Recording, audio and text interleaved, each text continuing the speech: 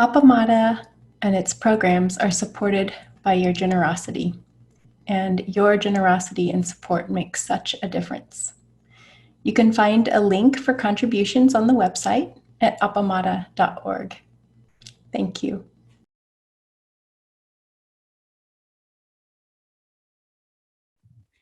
For those of you listening to the recording, you just missed an overview of the agenda. We're just getting started. And if you missed the last class on the Precepts program website, the recordings are posted. There's a link to SoundCloud there. So talking about the learning record, I wanted to check in and find out how that's going. If anyone would like to share, their experience of making an observation, what did you notice about it? Did anything unexpected or surprising? Tom, I first have a little question because I've been struggling on something with the learning record. The first part of the learning record I understand, but I'm not so sure about the consciousness and the relationality. What I'm supposed to do for those two cases. Yeah, so let me get out my notes. So the consciousness is basically just what's your background state of consciousness at the time you were making the observation, right? Were you agitated? Were you sleepy? Did you feel, wide awake?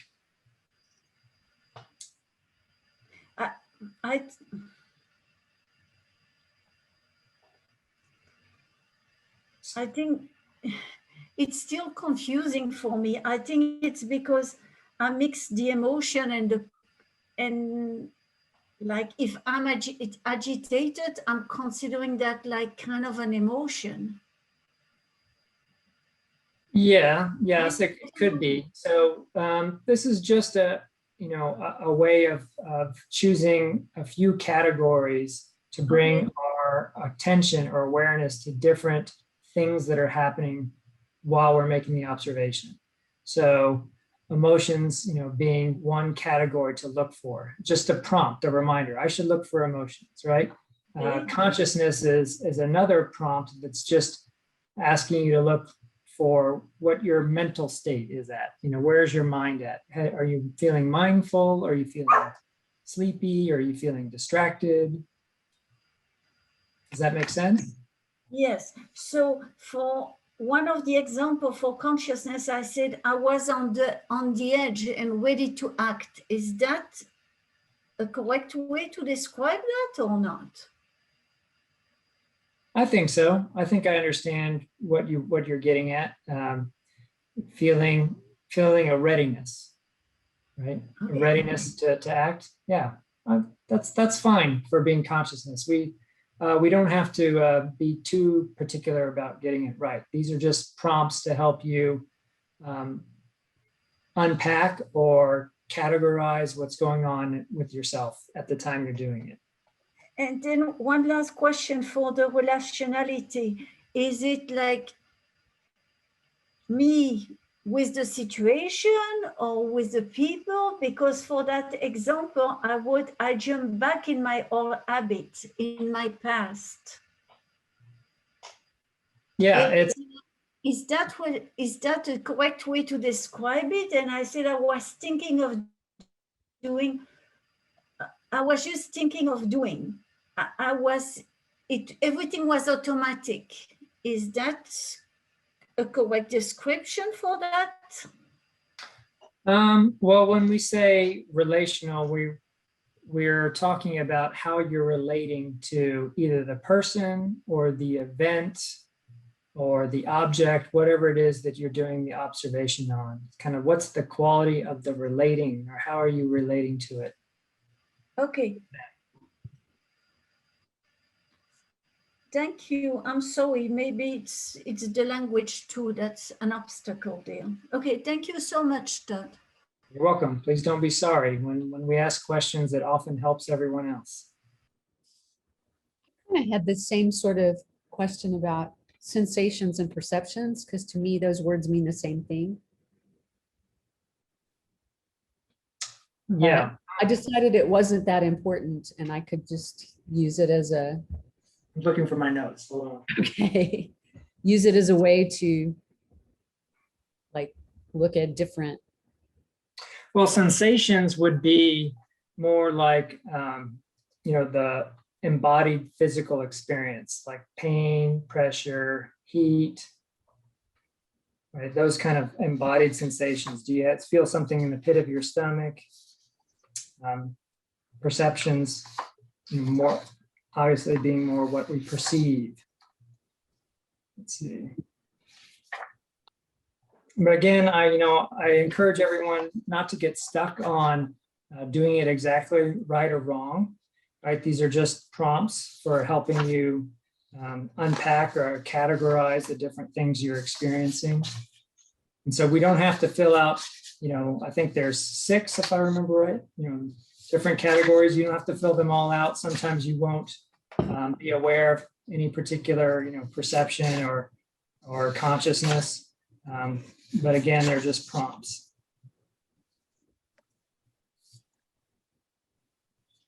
Todd, Yes. you may have gone over this before I was able to get here. Form, what is the meaning of form on the form? The form is kind of like, what were you physically doing? I was sitting at my table writing, right? I was washing the dishes when I noticed, or XYZ, right?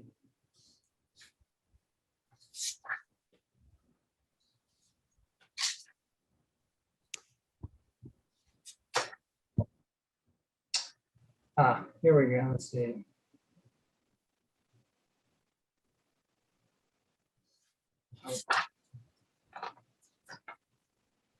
There it is, the last page. So this was in the learning record handout. And I will point you to it just so you have it real fast. So if we'll go back to sharing for a moment. Share, and this is our website where we're posting all of our schedules and information. And here under documents, there's learning record. And I think it's near the end. No, here it is. So form, what was the physical aspect you observed? Stick with what might be observed in terms of physical forms and their interactions. So sensations, looking for immediate and basic reactions, attraction, aversion, neutral. Perception, what sensory perception did you observe? I saw a bird. I heard, my skin was orange and nipple. Thoughts and emotions, that one's pretty self-explanatory. Consciousness, what did you notice about the underlying quality of consciousness? Agitated, calm, swift, slow moving. And then relationality is listed as the relational quality of what you observed. How did you notice how your activity or interactions affected the connections in the situation? Right. Hopefully that's helpful.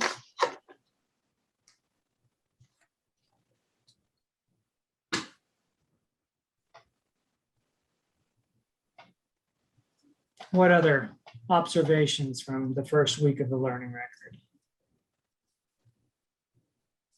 For me, it's been interesting. I was doing pretty well. I was being pretty consistent after our first meeting. And then I've spent much of the month at my partner's family farm where it's very peaceful and quiet. And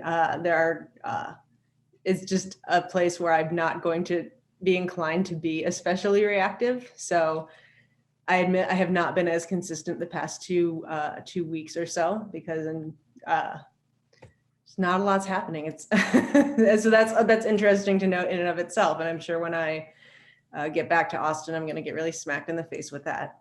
But one thing I also Well, let me pause you before you go further. And I'll just say that it's important to remember we aren't just looking to pick out the bad stuff. Well, yeah, it's actually something that it's more like even the good stuff though. I'm just in this like state of like, everything's just nice. But something I did notice like after my first learning record entry was, I could very easily make this all about the bad stuff. It would be so simple for me to fall into that and just like end up pathologizing myself. So, so you're learning already. You're learning how you somehow were gravitating towards the negative instead of the positive. Yeah. So I'm going to, try to make an effort to, maybe it won't be feasible to get it one-to-one right away, but aim for sort of like, well, okay, one day I have a reflection about one that's suboptimal, and then maybe the next time I'll try to cultivate a reaction or a record of a more optimal situation. Todd, I have a question about what Allison just said. And here's where I get stuck. So I love Allison's aspiration to balance those, but that's the way that resonated with me as I thought, oh, I might try that, is that I'm creating yet another construct, that I'm sort of doing this control thing that I can do so well. And so I'd like your input on that. Well, it seems like the learning record is working, right? So you see the ways in which you want to control, right? You could do an observation about that or not. I feel like I didn't really understand what your question was, though. So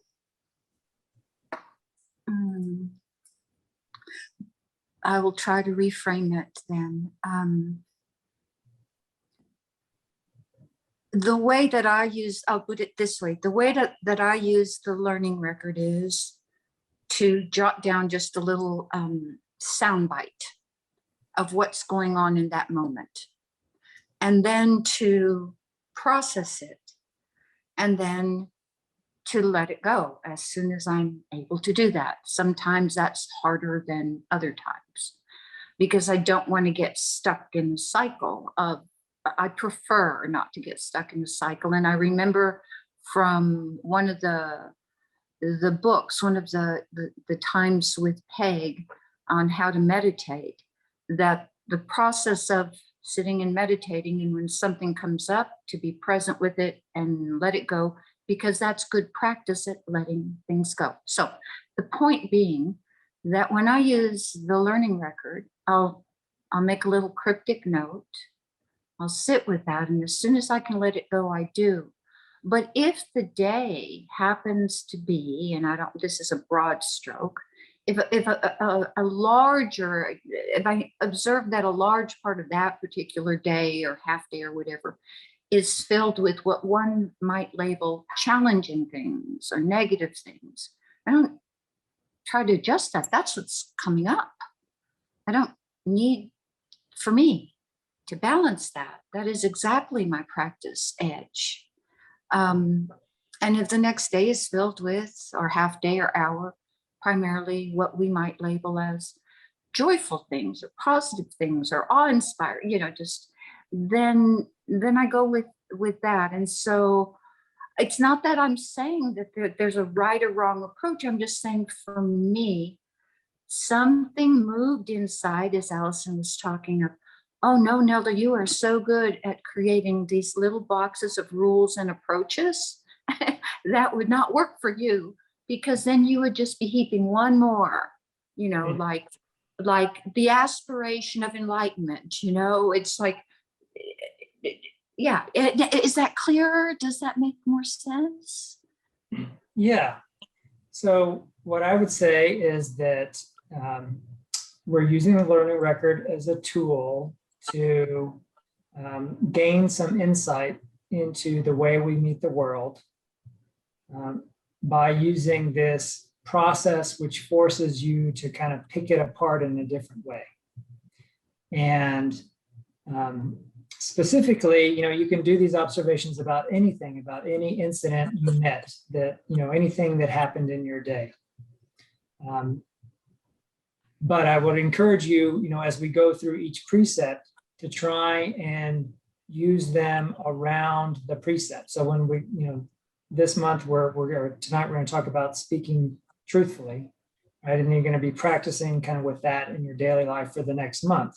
So it would make sense to pick observations where that you realized you told a fib or you exaggerated a little bit, right? And then do a little observation about that around the precepts. So once we get into it a little more, I think it'll become a little more clear on how to pick what to observe, right? As we do this work together. And just I'll encourage you, don't overthink it. If you're doing all positive things or all negative things or all the same kinds of things or a different thing every time on purpose, you'll notice that after a while as well, right? And that'll be a new observation for you. You don't have to go in, with a perfect plan in the beginning. Thank you. Any other questions or reflections or observations about beginning to use the learning record?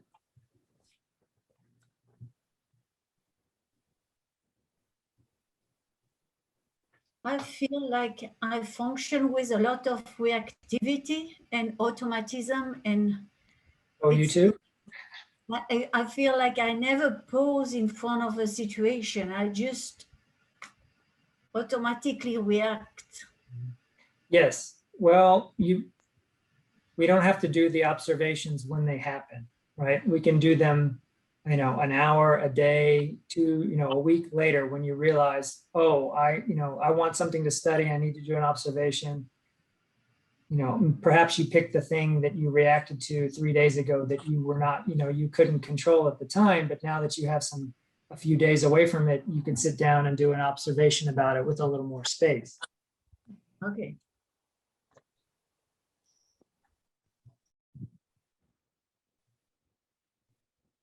All right, well, let's move on. Okay, so in anticipation of this class, we were to read the first 5 chapters of the Rossetto book, which is basically her introduction, and then the process of how we go about working with the precepts. I'm looking for, I got too many things open. Here we go.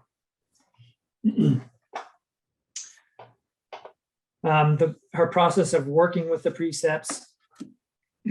And you may have noticed, and then we'll get into the first precept, which is in the Rossetto book, I take up the way of speaking truthfully. So she begins with some of her own stories and her own reactivity with her and her husband, which is always good anecdotes to hear from well-established Zen teachers. Remember that they're people. And she talks about the precepts and the way we use them as being kind of different analogies or metaphors. The precepts as a beacon of light, which kind of illuminate what we're doing, right? They're a reminder that casts a light forward kind of into our daily interactions, telling us to pay attention. She also thinks about them as a sign over the door, right? Saying, enter here, when you realize you're tangling with a precept or about to cross a line, right? That can be a little, an entry point here. A trailhead, as Peg likes to say it, a trailhead being, the entry point at the beginning of the trail that disappears into the woods, right? Where the path starts. So that's the entry point of where the path starts.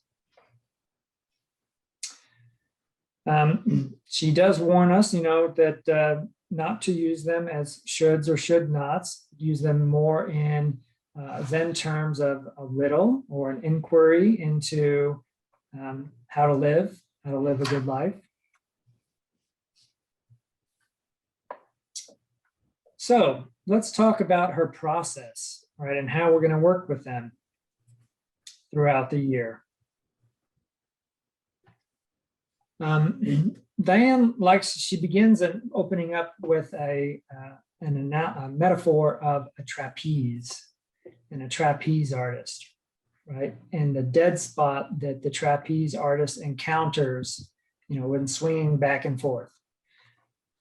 So we can all imagine, being on the swing or the big pendulum, going back and forth. There's a lot of movement, there's a lot of activity, but at each cycle, there's a dead spot. There's a moment of non-action, right? A tiny pause right at the top, right? An involuntary pause that anticipates the change of direction. And it's in this pause, in this dead spot, if we can hang there. This is, Fabienne, what you were talking about, reactivity, right? In those moments where we are awake and notice, right, our reactivity happening or about to happen, there's a little pause, a little dead spot there, right? And this is the analogy that she's talking about. It's interesting to me that, in the trapeze analogy, this is the spot where you let go, right? This is the spot where if you want anything to happen, to perform any trick, you have to let go.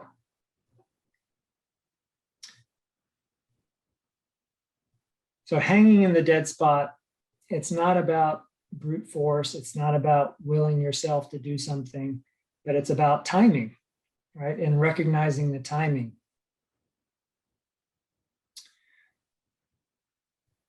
In our Zen parlance, the dead spot would be a moment of inaction, right? A moment of not knowing. Often, we don't like that feeling very much, right? We don't like not knowing what's going to happen next. We don't like the moment of anticipation. Often, what we want most is just to get through it, right? Do something, move, right? To hang out in this dead spot, floating in air, maybe with your stomach coming up in your chest, wondering if you're about to fall, right? It's a shaky feeling. Part of what we work on in our meditation practice, in training ourselves to sit upright and still and literally not reacting to whatever's coming up, because that's what we're doing when we're meditating. We're literally, not moving. We're literally not reacting. When we have an itch, we don't scratch, right? We're trained when we have a thought about planning the groceries, we don't chase it. We don't try and continue to plan the groceries. We just come back and we observe what's happening. So our practice is learning our process, is learning to be comfortable with those dead spots. As Joko would say, practice allows us to create a bigger and bigger container, right? Where we can contain more and more of the ups and downs of our daily life without getting thrown off by them.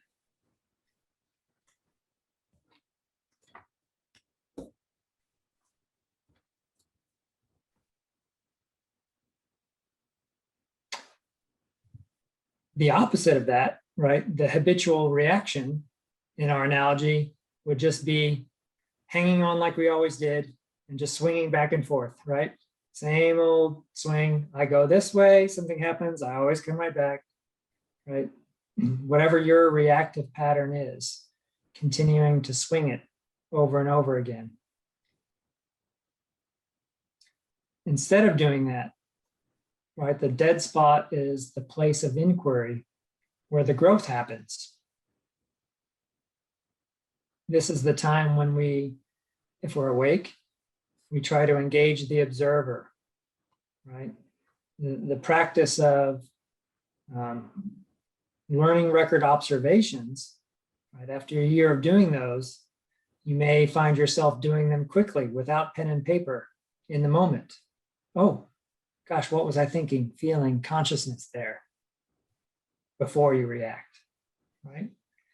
So we're gonna get comfortable with that dead spot, that place of inquiry where growth happens. There's a teacher named Ryushin Paul Holler.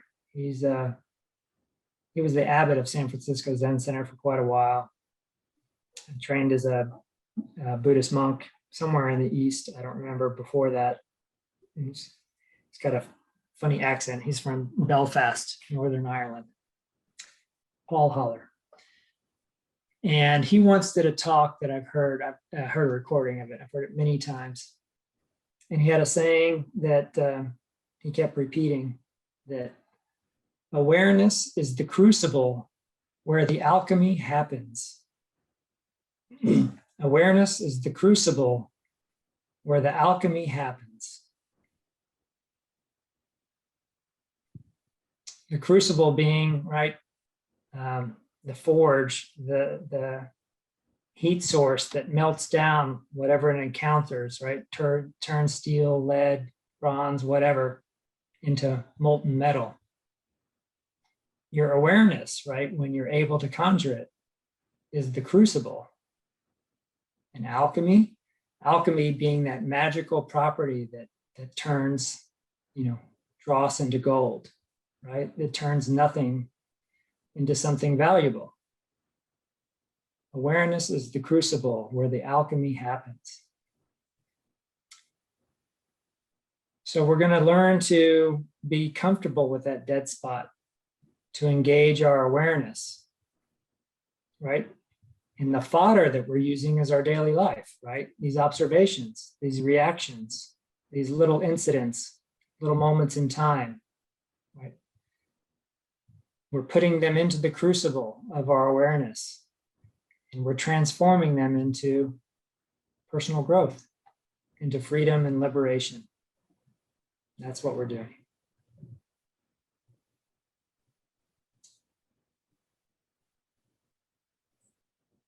Any questions about the dead spot or chapter 3? Reflections there? How does that strike you? Scary? Make sense?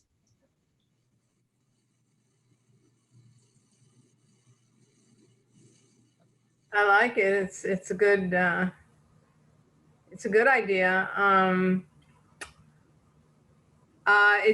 Flint's recently been talking about the interchange between teacher and student. That's kind of that space between.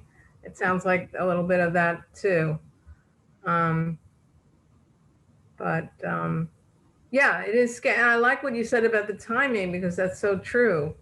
You're letting go, and you don't know what if you're going to catch the next. If you think of the trapeze artist as sometimes catching another bar or something like that. So the timing has to be really, really good. Anyway, I think it's an interesting thing to think about. Yeah, also is important to let that time be a time of curiosity.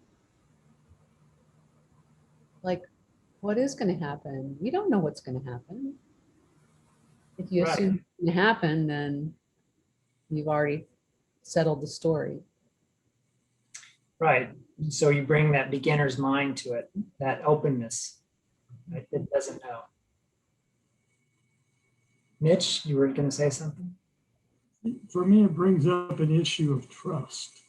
Sort of trust in myself and trust in others, and trust. Because to take that leap, you have to trust yourself, and you have to trust something in the future also, or someone else. And then I guess you have to look inward and outward to see how that is going to affect you and allow you to make that leap.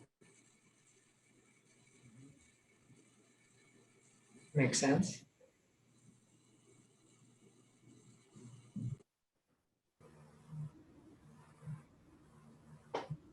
I don't know about others, Todd, but having taken this class before and having worked with this concept of dead spot, there's two things that are calming for me.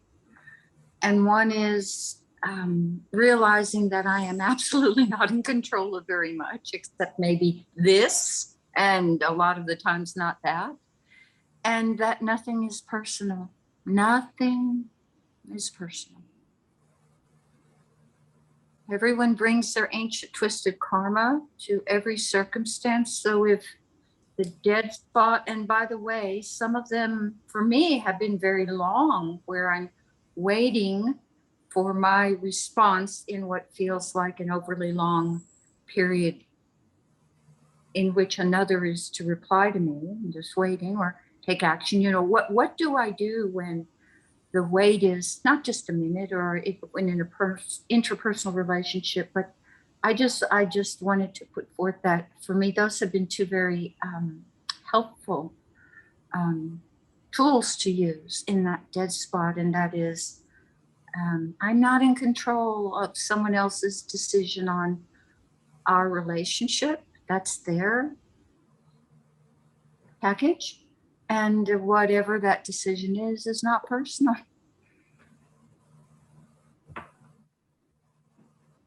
Thank you.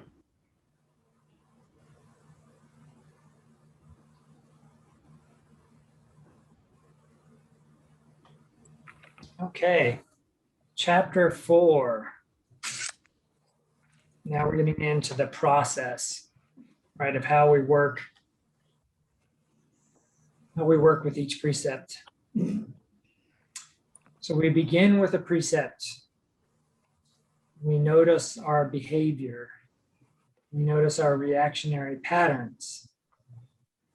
And if we are attuned well enough, we can start to uncover what are the core beliefs that are driving those reactionary patterns.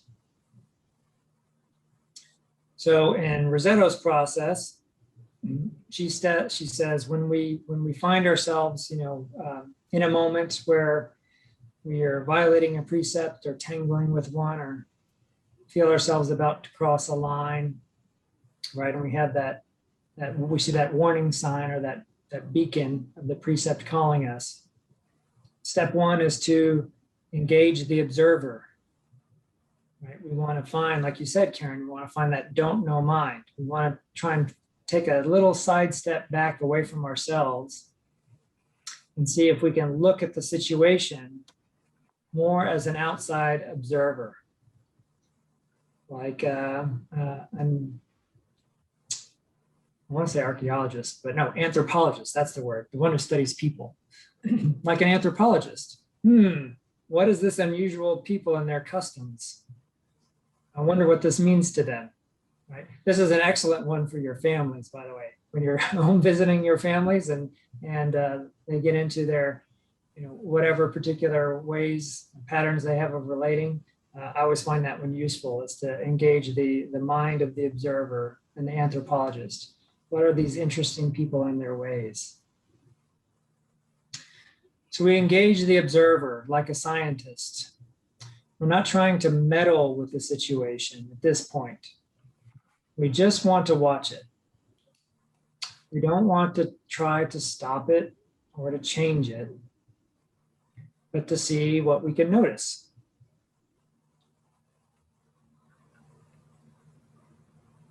From there, we try and deepen the observation.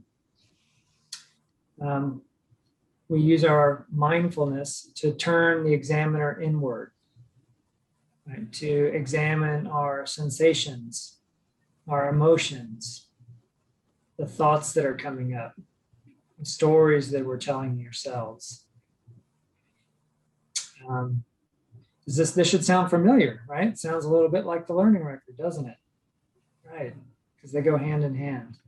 Right, it's a similar style of process. So deepening the observation. These are like we did in the learning record, with these different categories of asking questions about the situation. This is how we deepen our observation. I remember the first time I took this class, we were doing the precept of meeting others on equal ground, and which we'll get to, I think, in 1 or 2 sessions. And, during the month, I think it was at, I was at a dinner party, maybe a cocktail party. I don't recall exactly where. But I had been working with meeting others on equal ground. And, one of my personal kind of conditioned patterns is often, kind of placing myself maybe in a one-up position over other people for no, not that I've earned that, just habitual thinking that. And I had noticed that often when I met people, especially in social situations, I was trying to figure out, how did this play out? And I remember being in a situation where, there was someone I was either introduced to or an acquaintance that I'd reintroduced to, and they were trying to have a bit of a polite conversation with me. And I felt that beacon sign go off, that warning sign, like, oh, I'm for whatever reason, I feel like this is beneath me or they're beneath me. And so, I tried to take a moment right there, in the pause between whatever topics we were talking about, and deepen my observation. What did I notice about, the form, the thoughts, the emotions? And what was really interesting to me was didn't have anything to do with the thoughts or the form or the emotions. I noticed the form of how I acted. I didn't face people. Someone would come up and talk to me, and I would talk more like shoulder to shoulder or turned this way. I can't do it here and there, but where you're both kind of facing in a similar direction. And occasionally I would talk kind of like that, but I wouldn't actually turn and face them. Right? It was my way of kind of keeping people away. And that was very interesting to me. It's not something I don't think I would have ever noticed before. It was completely unconscious. I had no idea I was doing it. And so that was a great learning experience for me.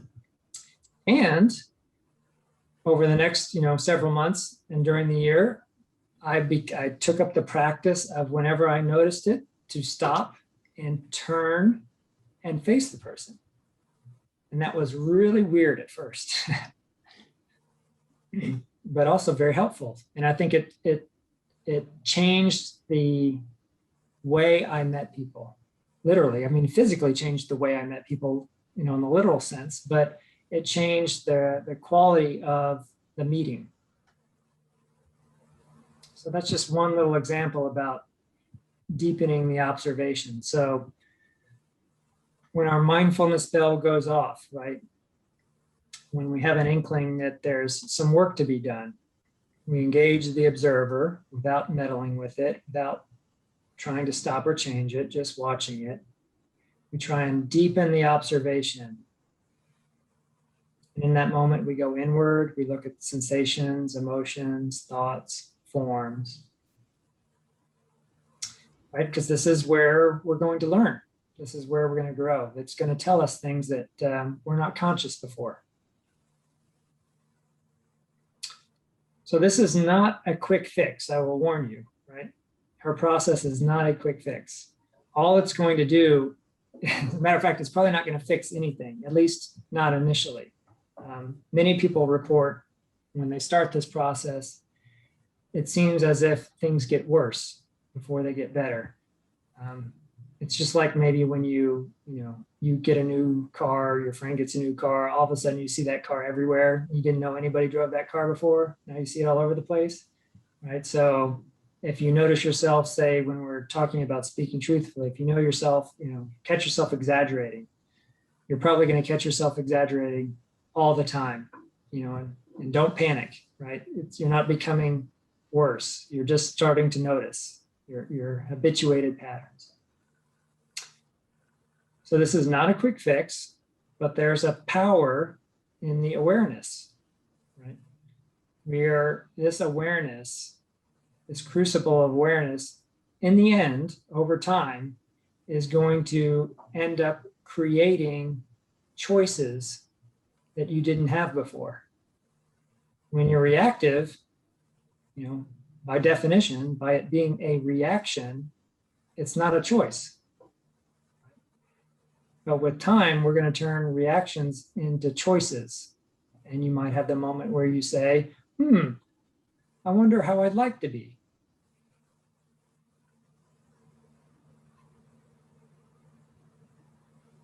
At first, we're going to miss our reactions.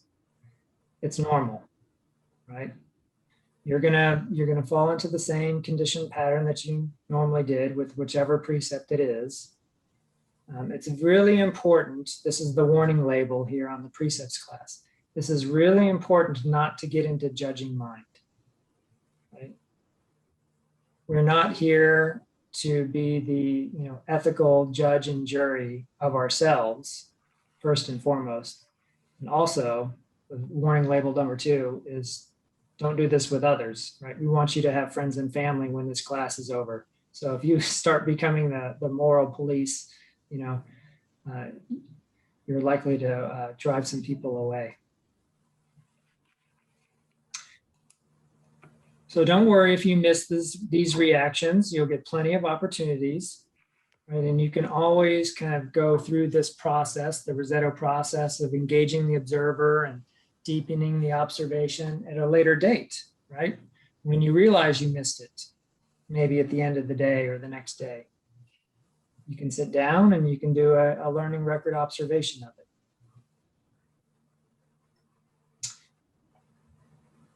So from the precept to the behavior and the reactionary patterns, now we're trying to dig deeper down to getting closer to that core belief, right? The things that are unconsciously dragging us along through life. So the next step is to examine requirements. Underneath almost all these reactions are a set of requirements that you may have. So we want to ask ourselves, what requirements do I have? For example, how do we think things should be? I think everybody should treat me with respect, right? I think, I require that no one interrupts me ever, which is a good thing. I'm not like that. You should see my family. So I apologize for interrupting you guys. That's my habitual pattern also. How do we think things should be?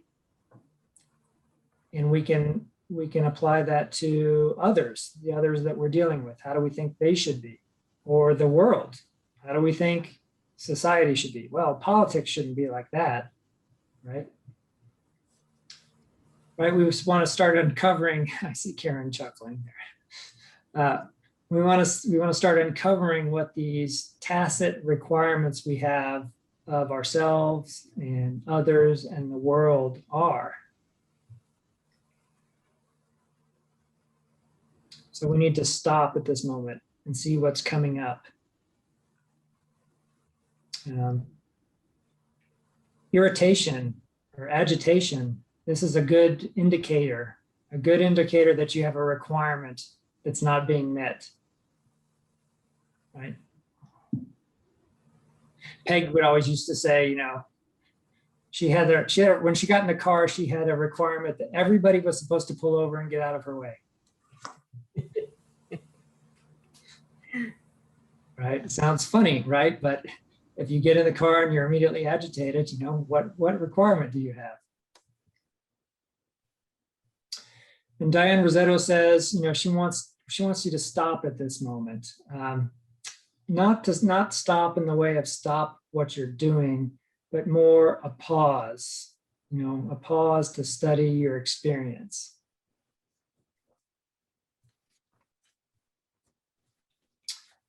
And in this pause, we can start to notice what's actually happening. Or if you're doing it at a later date, what actually happened. What actually happened? What did the other person actually do? Not what you thought they did, right? They picked up a French fry off my plate, right? Gosh, How horrible. Or, they cut me off in traffic. So using the French fry example, we're not saying, oh, she thinks I'm overweight and was trying to make sure I didn't eat that much food. That's a story we have, right? So we're looking for what actually happened. The person reached over and picked up a French fry, right?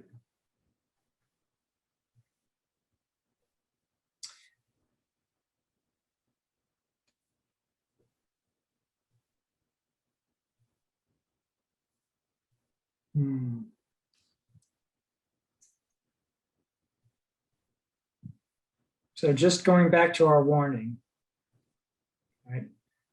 Please, please, please don't evaluate other people based on the precepts. This is not where I want your psychic energy to go, right? That will take you into a frame of mind that's probably not helpful for you and those around you, right? And again, please don't evaluate yourself based on your compliance to the precepts, right? We're not trying to give ourselves a A+ or F- score here. We're just trying to learn. Right? This is just a place of inquiry. And if you get caught up in that judging mind, or if you get caught up in shame, you're going to disable yourself, and we probably won't see you in the next class or two, right? Because that's no fun.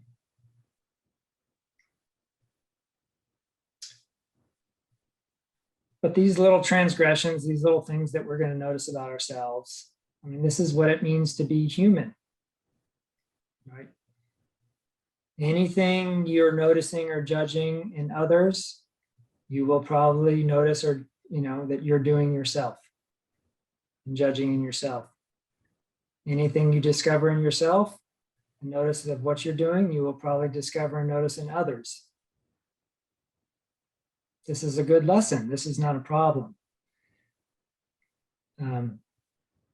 If you understand this, if you digest this and take it in, let it work on you, it should soften you. It should soften your judgments of others, right? Not make them more entrenched.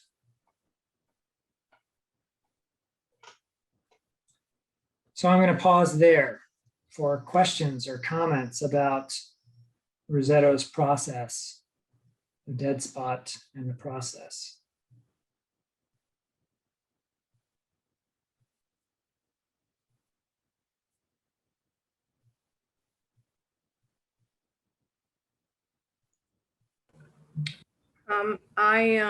I liked the part where she said that sometimes we have to lie, or sometimes it's the appropriate response is to lie. And she was just bringing up that it all depends on the whole situation, and I thought that was very helpful, because it doesn't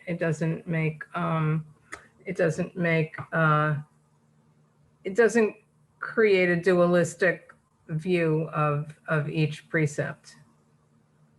Mm-hmm. Yes, thank you. Which for me, it's very easy to, oh, this is what I have to do, like 100%, and this will make me very good. And yeah, it's very easy to go. I'm from a Catholic background. It's where you go. Yeah. Lots of training there. Yeah. All right, let's move on. So let's get into our first precept. In the Rosetto book, she has rearranged the order of the precepts.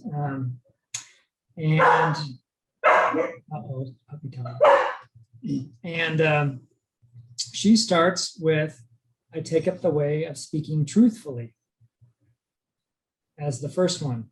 So any ideas or guesses on why she's rearranged to start with speaking truthfully? I have to say I don't remember if it was in this chapter or in the introduction, but she talks about when many of her students decide to start engaging with precepts, they find that speaking truthfully is the one they like feel they need to start with. And that super rang true for me, because before this precept was announced, sometime in the haze of 2020, that really came to me as a thing I needed to work on. So it was very like fascinating to me to realize that like apparently many other people feel like, oh yeah, that's the one I really need to start with. I mean, and I think for me as a writer and as a writing teacher, with communication itself sort of being a huge component of human interaction, if we are going to engage with the world in a nonviolent way, in a compassionate way, we sort of need to start with the way we address ourselves and address others. Right, right. Yeah, I think that's so true. All of the precepts, really, they're all about the quality of relationships and the quality of relating, right? With how we relate to others and we relate to our world. And all these relationships are based on trust, right? If we're not speaking truthfully, if we're undermining trust, right, that quality is impacted, and all of our work is going to stagnate. All right, so this is where we begin. And you'll notice she frames it, in a positive. So traditionally, it's normally cast as not lying or not engaging in false speech or even right speech.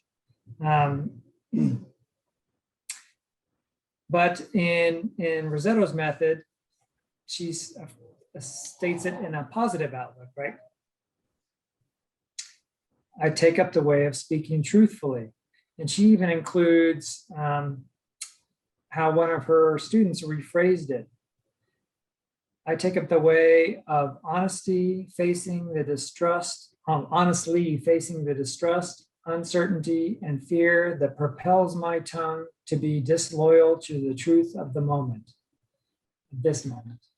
I thought that was an interesting one. I take up the way of honestly facing the distrust, uncertainty, and fear that propels my tongue to be disloyal to the truth of this moment.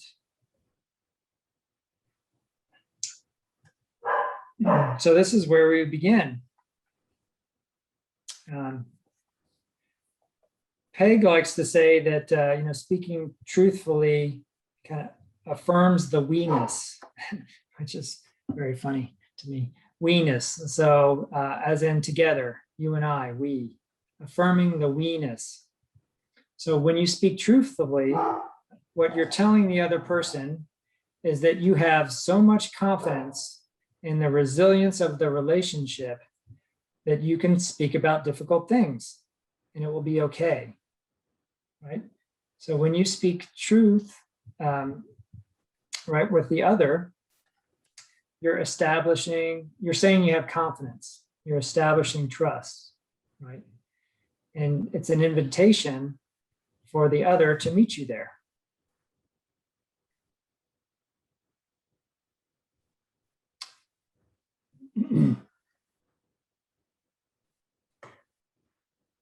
So the interesting thing is, the ways in which we don't speak truthfully, right? There's many different ways. One, is the one we often think of is just outright deception, right? And we may have our own stories or rationalizations about why we think we can deceive or why it's okay to deceive.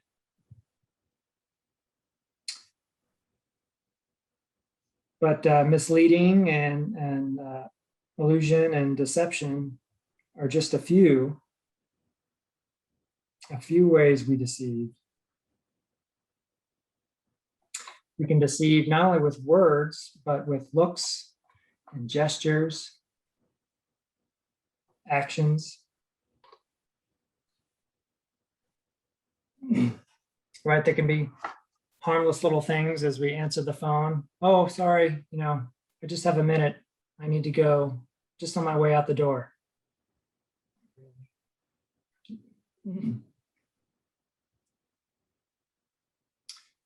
So deception is the obvious one. And as you work with this in this month, pay attention to the way, the little deceptions that we offer up to the world. In my case, I often noticed that took the form of exaggerations, right? Often ones that were not that meaningful, which almost didn't have much of a point, right? When I'm asked how my day was, I say, oh, I was really busy. I had 8 meetings that day. Well, I had 5, right? But why did I think it was better to exaggerate to 8? I don't even know. It doesn't even, when you stop and think about it, what did that accomplish, right?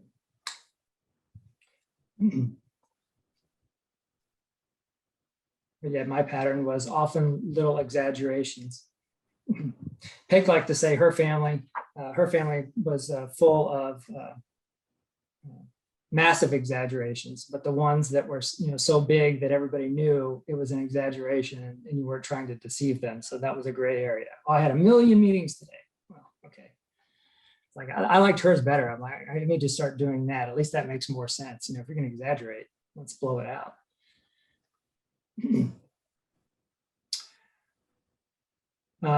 But in addition to the obvious one of deception, silence is often a way that we do not speak truthfully, right?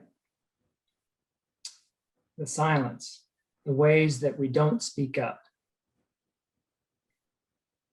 Right? Biting your tongue is not the same thing as speaking truthfully. And we can give ourselves, oh, I'm just not going to say anything. I don't want to hurt anyone's feelings.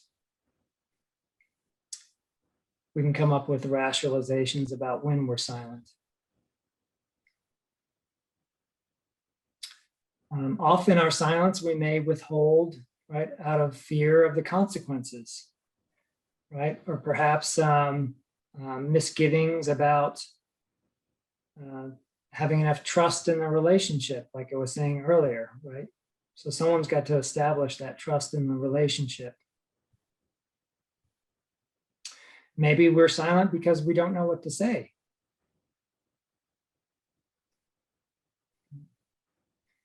And here's a little hint or pointer in those situations. This is kind of like Flint sometimes talks about his little practice jujitsu moves, right? Where you take the other person's energy and weight, and you end up flipping them around and they're on their back and they don't even know what happened, right? But you didn't hardly move a finger, right? That's jujitsu, using someone else's effort or energy.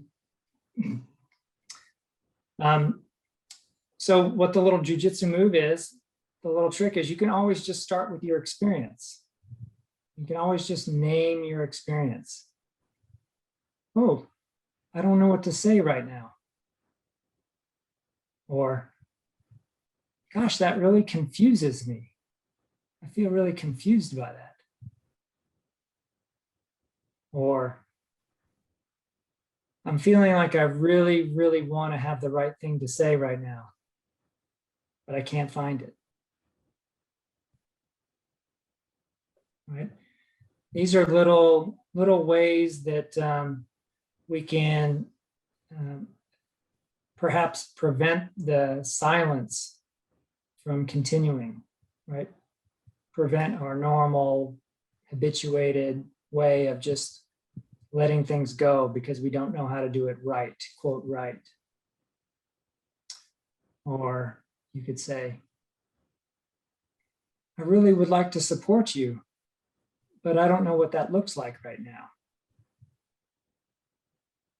Right? All these things are more like stating facts about your personal experience. They aren't judgments. They aren't helping. They aren't fixing, right? But again, they're not remaining silent and they're not avoiding. Right? They're continuing the we-ness. They're continuing the engagement. And you're speaking truthfully about your personal experience. You're speaking truthfully about your process, right? And you don't need to have any kind of special language for that. You just need to be, keep it factual, keep it about yourself and about what's actually happening with you. So I think that's a really, really good tool to have in your toolbox when you're taking up the way of speaking truthfully.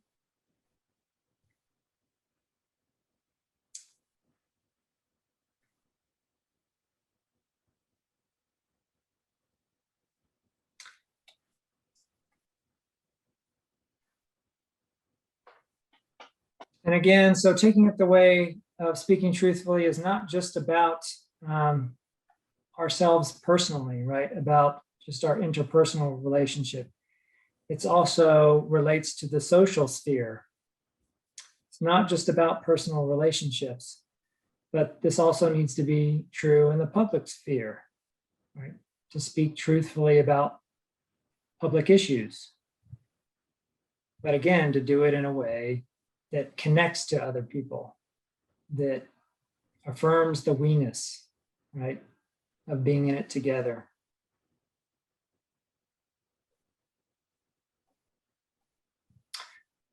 Other barriers that you may encounter to speaking truthfully might be feeling shame about what the truth is, that you think it reflects negatively on you and you may have some shame about it.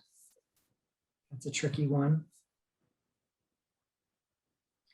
Or often we can rationalize that we're just doing it to take care of other people, to take care to not to hurt their feelings, or not to make things worse, or not to incur any disapproval.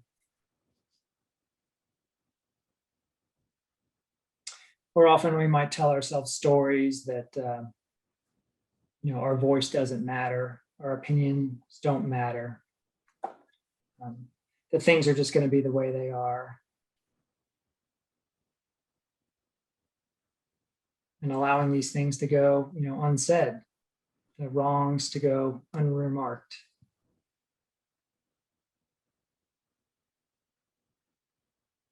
Often our failing to engage with the truth is based on fear.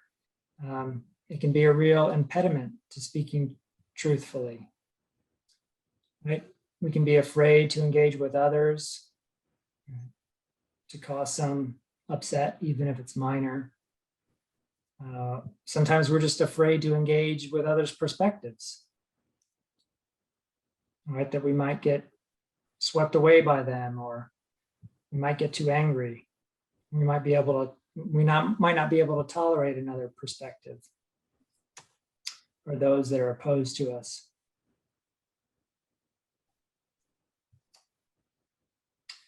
One thing I always like to come back to in Zen practice is that, we say in our practice that Zen practice is aperspectival, meaning it doesn't take any particular perspective. It is able to take any perspective, right?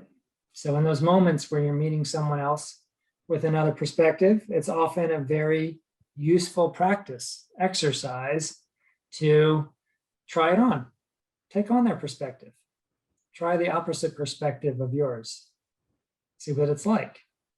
What does it feel like? What would you have had to believe to have gained that perspective? Right, and this becomes a little bit of play that removes the kind of the harshness or the fear around the situation, where it's like, oh, I wonder what it would be like to think that way.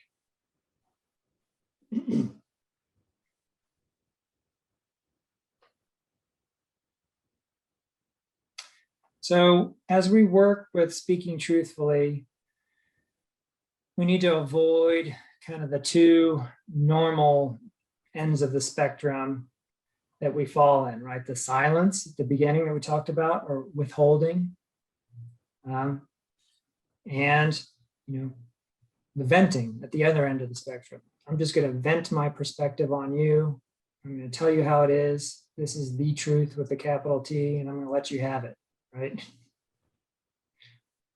What's the middle way between those?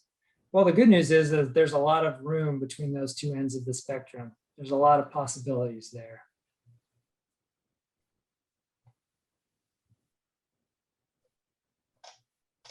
So in the next month, you're going to keep an eye out, an ear out. Try and notice the ways where you find yourself running up to that line of not speaking truthfully or crossing it, or maybe you didn't even realize you crossed it way over until 2 days later. Let's keep an eye out for those enter here signs for this precept, right? And then let's follow the process that we talked about engaging the observer, deepening the observation, trying to examine or uncover the requirements that we have, and see if they lead us to some core beliefs we have. There's a lot of opportunity for learning.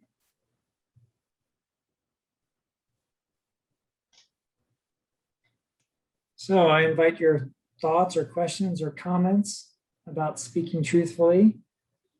How are you feeling about this? Looking forward to it or no? I have I don't know if it's a comment or a question, and I can't remember if I've read it, and maybe that's where I've got the prompt, but there's something about speaking truthfully to myself. And I don't know if she touched on that, but I that's what I find myself engaged with as of late. Yeah, that's a good one. I think that's worthy engagement. Okay. Yeah, I think it's no different. Usually the stories we're telling other people start by telling them to ourselves. Yeah, and it's around the separateness, right? And I don't know, it's my whole practice sometimes, so I don't know. I'm going to be working with it though. That's my comment. Good. Well, maybe you'll have some juicy observations next month. More than likely. So Todd, I have a question. Are we now for the month between the next meeting focusing our observations on what we just talked about? Or are we going on, we're going to be reading about the next one, the speaking of others with openness and possibility. So the observations are with the first one, right? I mean, right. The focus. Yeah, the focus. And of course you can do observations on whatever else you'd like as well.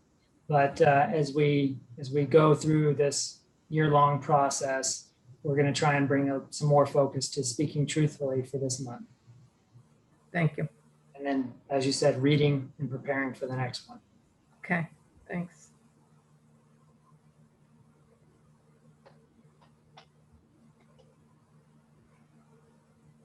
Okay. If there's nothing else, then we will close with just a little bit of the overview of the introduction from Dale Wright's The Six Perfections, which I know I already went through a little bit of it last time, so I will skip through that. But we'll just get a little bit of a reminder and a flavor here, because this is going to be a really supportive addition to our process. So Dale Wright begins by, well, before I even start there, the subtitle to the book is Buddhism and the Cultivation of Character, which I love. So the Rosetto book is about studying the precepts. The Six Perfections is about cultivating character from a Buddhist perspective. So Dale talks about, he begins with saying, the question he was pressed with is, how shall he live? How shall I live my life? As what kind of person? Right, and that for many people, this isn't a a practice. This isn't something that they're working towards, right? It's more haphazard, or maybe not, to that extreme, but much more hit and miss. It's rare for someone to take up the way of trying to cultivate this systematically, right? But this is what the training in the six perfections are. But the Buddhist approach is to realize that there is the possibility of freedom and liberation, right? The Buddhist approach is to try to realize this freedom and liberation that the Buddha spoke about. And it's often said that, enlightenment is a happy accident, right? Or is an accident. But it's also true that, if you train yourself to cultivate these characteristics, these qualities, we make ourselves very much accident prone, right? We create the ground and the conditions for those freedom and liberation. So Buddhists recognize that the difference between those who embark on self-cultivation versus those who don't, and that difference is sizable. It's enormous, in his words. It's the difference between enlightened ways of being in the world and unenlightened ways of being in the world.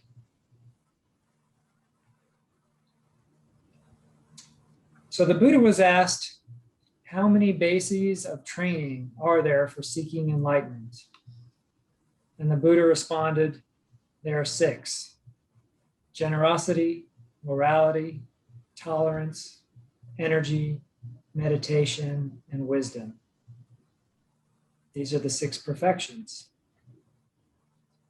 They're a series of practices or trainings directing oneself towards enlightenment.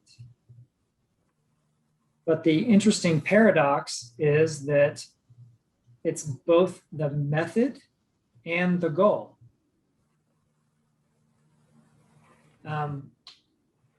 Enlightenment can be defined as the practice of these 6 perfections. If you were to say, well, what is enlightenment? What is an enlightened being? Well, it's someone who practices generosity, morality, tolerance, energy, meditation, and wisdom. So it's both the method and the goal.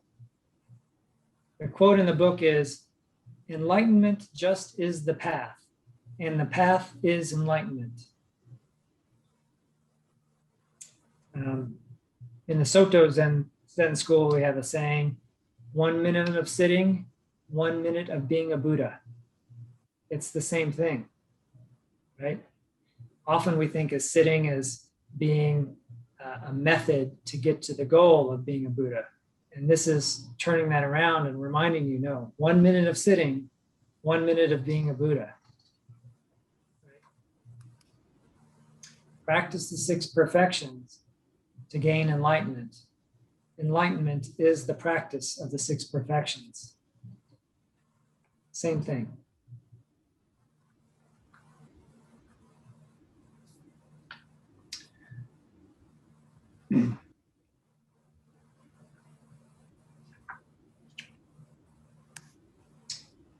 So the 6 perfections provide a concrete image of the Buddhist goal or ideal end. And he talks about how, in classical Greek philosophy, they called it the idea of good, or the ideal of a good life, which the corollary in Buddhist practice is the thought of enlightenment, right? Raising the mind of enlightenment. It's that moment where you begin to have an idea that it's possible, right? To have an awakening to that enlightenment is possible, that there is a different way to be in the world. And that ideal image can give purpose and direction, puts us on the path. It provides a model to direct ourselves towards. And he has a few warnings in the introduction about be aware of using models that are unrealistic, that these, in the Buddhist tradition, we have the famous bodhisattvas that are talked about in all the ancient stories about these ideal perfected characters, right? That kind of embody this vision or the thought of enlightenment, right? This ideal.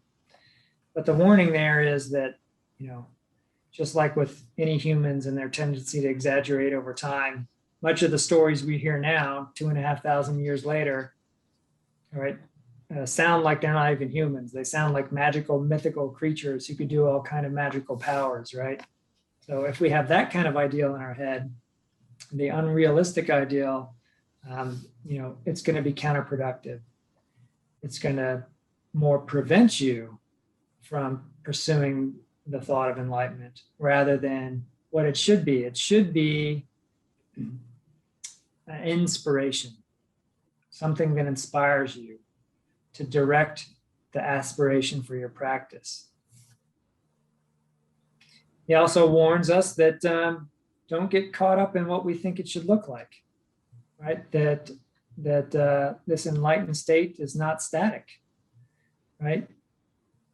It changes just like humans. Everything is impermanent. It changes over time. It changes based on the causes and conditions, the cultural time and geography of the place the people are, right? And that it's never going to look the same, right? So don't get trapped or paint yourself into a corner of what you think it looks like. Just keep working towards that freedom and liberation. So the paramitas, which are translated often as perfections, right? He says this is not a very good translation. It's not a great word for it, as they can't really be perfected, right? It's not something that's going to be perfected, that there's an end state to it. It's a process of perfecting, right? So we're going to move along a process of perfecting. But the perfections in Buddhism, basically, they're known as dimensions of human character, the dimensions of human character that are most important to enlightenment. So what we're perfecting is our character. And in Greek, character comes from the Greek word for a stamp or engrave, right? It's something that leaves a mark on us, right? So practicing these perfections, generosity, morality, tolerance, energy, meditation, and wisdom, they're going to leave their mark. It's going to engrave your character.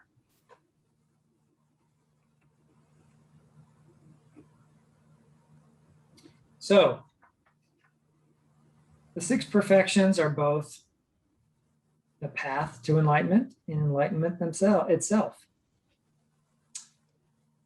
As the path, it's a system of training, not a set of rules or principles to solve your moralistic quandaries and questions, right? It's not a guidebook. Instead, it is a system of training, one that is rooted in your daily life. And again, this should sound familiar, right? Just like the Rosetto process, just like the learning record, we're coming back to training in daily life, training in moment to moment. So this is what we do moment to moment, permeating our everyday activities.